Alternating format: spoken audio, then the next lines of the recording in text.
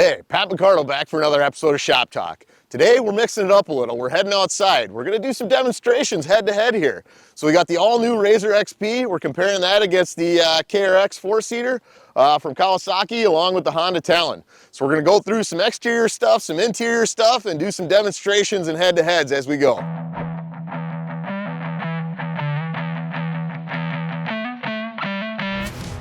All right, we're starting with the interiors, and I'm sitting in the all-new Polaris RZR XP here. So if you look, beautifully comfortable seats on this thing. All new one-piece shells. They really hug you in, bolster you, and they don't move around, so you don't get any of that kind of motion side to side. From a steering wheel position perspective, we got a nice small steering wheel. It's laid back so that I can keep my shoulders pinned into the seat. You can see I'm not having to like stretch my body out, so from an ergonomics perspective, great package on the RZR XP. As we move over, we got a key switch here. We've got off, accessory, on, and start. So 4 positions. So if you want to listen to the radio, you can leave that in accessory. It keeps your display powered up along with your audio, but turns lots of other things off so you don't drain your battery quite as fast. Simple switches here. Headlights, off, low, high. That's pretty standard amongst all these. 2-wheel drive and all-wheel drive. Shifter is a nice short throw. It's right down where your arm can reach it. So whether you're in park or coming all the way back to high, super easy to make those shifts. You don't have to worry about slotting through a bunch of gates. From a floor perspective, my feet have different places they can go. So obviously my right foot's going to be running throttle and brake here, but I've got room for my dead pedal on my left foot, or I can lay it down so I can kind of splay my knee open so I can get some nice different ways to ride. And I've got a smooth interior door surface here, so I don't have to worry about my knee digging in on anything. And the other nice thing when I want to shut this, I got a spot for my hand. So even if I get mud packed up on the outside of my door, I don't have to worry about grabbing that door and getting my hands and gloves all dirty. Now, next thing to show off here is we've actually got 4-point harnesses. So cool thing here, you know, for some people that end up with these machines, might be a little bigger, a little smaller. I've got these adjusted kind of all the way out, and you can see just how big these are if I was a much bigger guy. But pretty simple to operate, right? You want to grab the straps on your hips, get those tightened up first. Make sure you got the clip set up across your chest for the shoulder straps. And then once you got the hips set, you grab the straps for each shoulder, pull those down, and you can get that 4-point set up and ready to go for you. So it makes it really nice and easy to get that thing adjusted in. And once you've got it set up once, when you get out, you can get back in. You don't have to readjust it every time. Once it's set for you, you're ready to go. The other nice thing is even strapped in, you can see here that I can grab my steering wheel, I can reach the key, I can reach the switches all the way across the dash, including the accessories and the shifter. So the ergonomics and reach posture on this are great. The other thing that's awesome on this model is storage. So we've got glove boxes in front of the driver and the passenger, and we've also got another one down in front of the passenger side that gives you a spacious amount, so you get tons of extra storage here. You've even got a small cubby here and spot for your drinks down in the middle. So jumping into the passenger side, you got a simple lever here on the bottom that you flip down, and you've got infinite adjustability on this grab handle. So you can put it wherever you want it to be able to keep your shoulders buried in the seat and have something firm to hang on to. The other nice thing that I think you guys can see is that you got a built-in lug wrench on the end of this. So if you pop that pin out, you can actually take this bar off and use it to crack your lug nuts free and get them tightened back up. So pretty sweet feature built into the grab handle on this one. All right, now let's move back to the back. This is one area that people often wonder about on the RZR XP, because it doesn't look gigantic back here. And I'm about, I don't know, 6'1", 235, 240. And when I jump in, you know, I fit just fine. Like there's plenty of room in the back seat. The seat's nicely contoured, so my knees have something to ride against, my legs. I got spots that I can grab onto grab handles here, so I feel really secure. And I'm up just a little bit from the front seat, so I got nice viewing angles so I can watch what's coming down the trail. So overall, again, front driver's seat, passenger seat, even the rear is plenty of room for the whole family. All right, so the other thing we need to talk about on the inside of this RZR XP is all the technology that we've added for this new model. So starting off with Ride Command, you know, we've got a full episode on this, so that'll take you in depth. But we've got, you know, the gauges, the maps and navigation, phone pairing, we've got audio. Speaking of audio, we got a nice Rockford sound system, so you can see we've got speakers up front for the front driver and passenger. And we've got rear speakers in the back of this 4-seater for the folks in the back. And you can fade and balance those so you can get that sound really tailored how you like it. As you look on the electronic side, we've got a couple cool charge ports. So you got your standard 12-volt plug here. So think of that as like a cigar outlet size. So great for hooking up, you know, your tire pump or other trail side things that you're going to need for that size plug. The other one we get asked about a lot is this one right down by your knee here. And this is actually meant for a trickle charger. So when you're storing your vehicle or off season between rides, you can plug right in there. It's connected to the battery, and that'll keep that battery topped off when you put your charger there. Scrolling down, the other thing you'll see in the door here is we've got a really nice door seal that's kind of new for the RZR XP here. So that seals up, keeps some of that mud and debris off the tire from coming back into you. So you know, like older models, you might have gotten a bit dirty. This one keeps you pretty clean. It's really nice in that regard. We're sitting in the ultimate trim today, so this has kind of got all the bells and whistles. We do offer a sport and a premium as well. So the sport's a little more basic. You get kind of a standard gauge. The premium upgrades you to like a Rockford head unit instead of the one you see here. But on both of those, we've got pre-wired up. So if you want to add ride command or audio down the road, you can upgrade very easily. We've also got a pulse bar across all these models for really simple plug and play integration of electrical accessories. All right, next up, let's jump into the Honda Talon and check out the inside of this one. So first thing we got to do is pop this net clip down, reach inside, find the door handle. It does swing nicely open, so you can get in and out pretty easy on this one. But pretty basic interior overall from you know, a layout perspective and a display. So standard tilt on the column. You got a decent sized steering wheel here. You got paddles behind the shifter because it's got a different style of transmission. It's got gates, you know, through the shifter, so it takes you a little bit maybe to get used to if you're not used to that. As you look around the interior, super basic lights for the shock settings right behind the steering wheel here, and a really basic LCD gauge in the middle. So kind of old school tech from an instrumentation point of view on the Talon. From a switches perspective, you know, we got headlights, all-wheel drive. Those are pretty well the same across some of these models. Similar to the RZR, we've got a suspension switch here. And then we've got kind of some transmission and hill hold and launch stuff that's a little unique to the Talon. So tech's a little bit different on the way some of this stuff works. We'll get into that a little bit later when we talk about like how this thing actually rides and some of the handling characteristics it's got. One of the things I don't love so much about the interior of the Talon is the cable operated throttle. So it's a little stiffer pedal feel. So I tend to get a little more leg and ankle fatigue on this than I do on a RZR. So when you're thinking about storage on the interior of the Talon, we've got a little cubby here that you can maybe throw a, I don't know, spare set of gloves or something you don't really care about popping out. And we've got one glove box over here on the side. So not a huge amount of storage and, you know, maybe a tiny little cubby here in the middle. But you don't have the nice behind the driver and passenger seat upper storage bins that you can reach while you're in the seat here. As we look here at the door, clearly you can see that there's an opening. It's only got a quarter door, so this is not filled in. So you do tend to get some mud and debris that can come in down at the bottom of the door here. So your leg's going to get a little dirtier when you're riding a Talon than a RZR. Seats decently comfortable. I can reach the steering wheel okay. I do feel a little more, you know, kind of bent back on this one. But it's a, you know, relatively firm seat, easy to drive in that regard.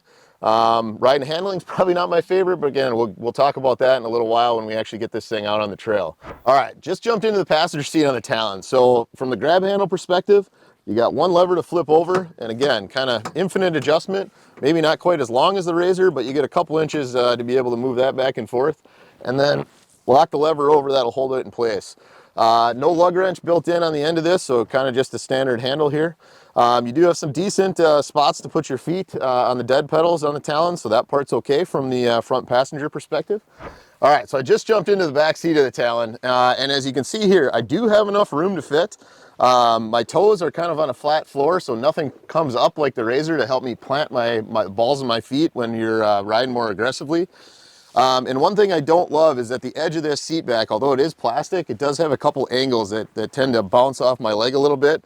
And the steel frame you can see is right here behind it. So you do tend to kind of hit your knees on that once in a while. So it's not always the best if you're a taller person with longer legs in the back of the Talon.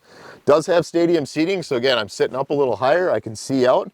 So that part's good. And the grab handle is kind of, you know, all the way across the bar here. So easy to grab onto to keep your hands off the seat in front of you. All right, back up in the driver's seat to talk about some of the technology and features that the Talon has that are a little bit different than the RZR. So when we look at the shocks, the RZR's got a set of Walker Evans needle shocks on it. The Talon's got a set of Fox live valve shocks with electronic control, so it's kind of basic. There's normal and sport. You got one switch to be able to adjust between those two settings on the left side of the steering wheel here. We've got different styles of transmission. So the Polaris has got a PVT or a rubber belt CVT style setup, so a continuously variable transmission, whereas the Honda's got a dual clutch setup. So it's you know, a discrete ratio gearbox, and when we get it out in the woods, you'll maybe see sometimes, I don't know if we'll be able to catch it on camera, where it gets a little confused if you're driving aggressively. If you're just putting around, it generally works just fine. With that, you also get the ability to have these paddle shifts if you want to play around with those to simulate or, you know, to operate the manual. A lot of people end up just leaving it in automatic mode. It also does give you a launch mode as well, so you can hold the paddles down, push that button, and then get it to accelerate off the line quickly. And then the other big difference is on the front drive of these models. So the RZR's got kind of our standard Polaris on-demand system where you just flip that switch and it locks, engages all four wheels for you. The Honda actually has an open front differential on it with a front axle kind of ABS system, and it's got their four-wheel drive system, they call it. And what they're actually doing is braking one wheel that loses traction to try and transfer the power to the other side. And we've got a demonstration we'll get to in a while that kind of shows some of the downfalls of that system, especially on low traction surfaces. But there's a switch for two-wheel drive, all-wheel drive, and then the hill hold is all done off that system as well. From an audio perspective, there is no radio, no audio in the Talon. And from a gauges and displays perspective, super basic, kind of old school LCD and indicator technology here. Now, last but not least, we're jumping into the Kawasaki TERYX. We got a door handle on the outside. These do get packed up with mud a bit at times, so there is also one on the inside you can grab. But you do have to grab onto the door to get this one shut, so your hands do get a little dirty at times when you're running in the mud in the Kawi. Simple tilt steering wheel here, so that part's pretty easy. You got a pretty basic radio with this high phonics unit in the TERYX. Speakers are built into the doors. Amp or the sub is in the back, eats up some of the storage space, so that's not maybe ideal. But the sound quality's, you know, okay. It's just not the easiest thing to use, I'll say.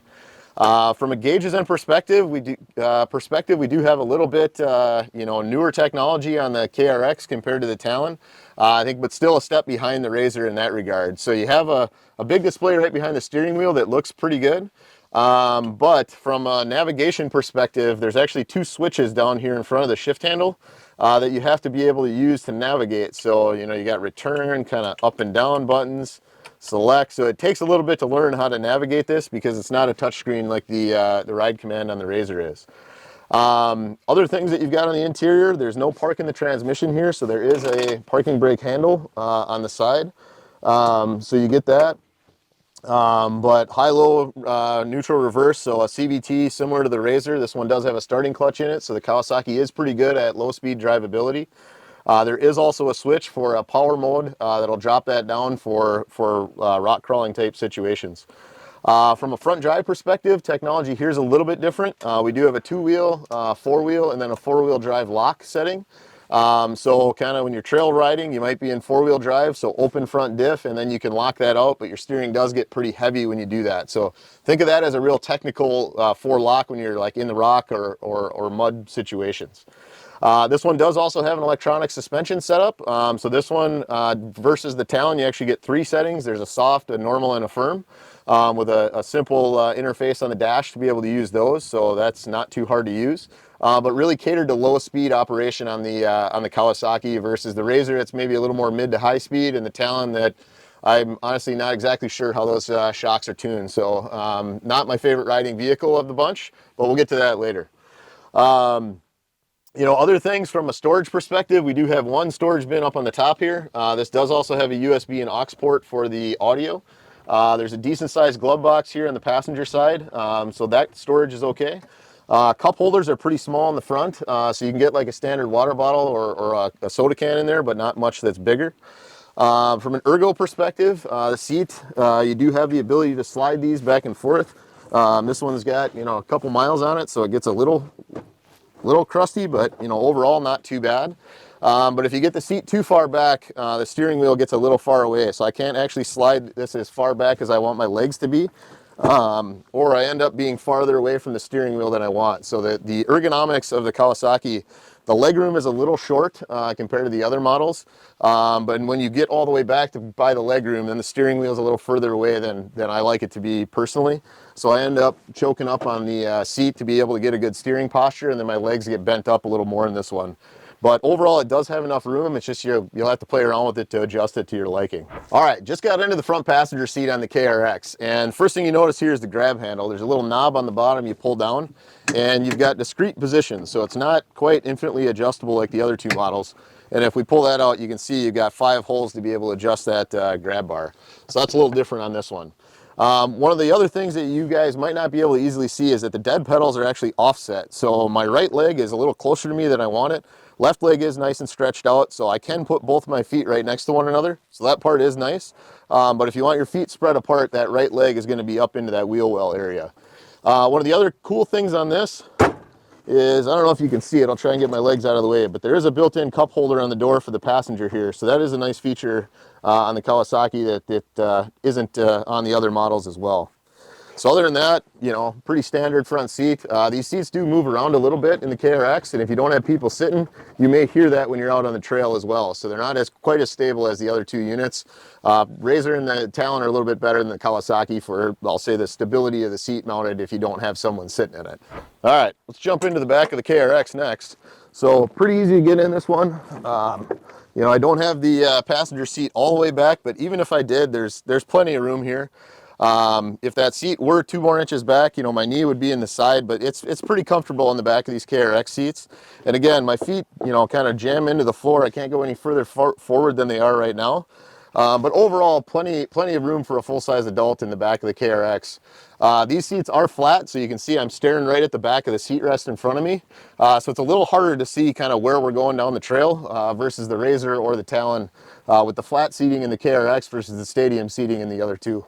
All right, so we're going to be checking out the sight lines over the hood on each of these 3 vehicles. So we got a line of cones set up in the front, and we're going to pull each one up until we can barely see the bottom of the cone right over the kind of the front fender on the driver's side. So we'll do that for the RZR, then the Talon, then the KRX last, and we'll take a look at how far apart from the cone each vehicle is. The closest one wins the demonstration. So we're going to drop it in low gear. We're in all-wheel drive, headlights how we'd have them. And we're gonna creep up on this cone. I can still see the whole thing, no problem, no problem, no problem. Boom, right there. Bottom of the cone just goes out of my sight. And if I kind of stretch myself up, I can still see it, but even normal seating posture, I can see the whole thing. So that's right where we're gonna leave the RZR. All right, so now we're jumping in the Honda Talon, and we're gonna do the exact same thing. So we're gonna fire this up, drop it into low gear, pull up until the cone goes out of sight over the hood.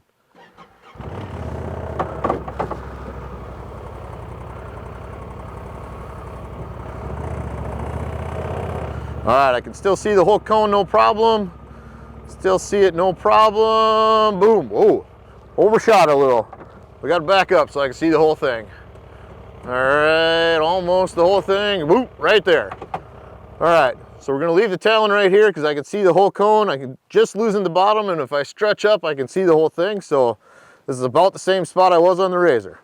All right, so now we're jumping in the KRX. We're gonna shift this one to low, start up the engine, and we're gonna creep up until that cone just drops out of our line of sight over the driver's side fender here.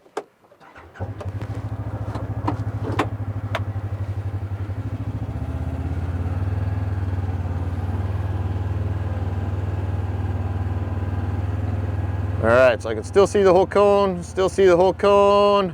and whoop, just losing it right there. So I gotta actually come back just a skosh right there.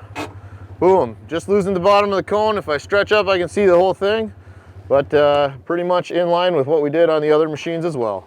So we tried to make this demonstration kind of head-to-head, and what you see is that the RZR's closest to the cone, has the best sight line over the hood, and the Kawai's the furthest away. So there's a little bump on the fender that kind of obstructs your vision a little bit and makes it so you can't get as close to be able to see what you're looking at. All right, so again, remember, we've been comparing the all-new RZR XP against the Kawasaki KRX and the Honda Talon. Am I a RZR guy? Absolutely. Am I a little biased? Probably. But there's things I like about each of these machines. You know, the technology, the all-new interior, the seats on the RZR are fantastic. Ergonomics, great. When I get over to the Talon, you know, I do like the seats on that thing. The ergonomics package is actually pretty decent. Some of the tech on there, with the configuration of vehicles, is a little different. But it's fun to play around with. Now, there are times where it's maybe not as good, and we'll show you those in a future episode. On the Kawasaki, you know, cool new gauge behind the steering wheel, a little clunky to use, don't really love that. But the low speed drivability of that machine is really nice, especially when you drop it down to that low power mode. So cool things about each of these. Make sure you like, comment, and subscribe, and stay tuned for future episodes where we'll actually be driving and getting into some more details on these competitive units.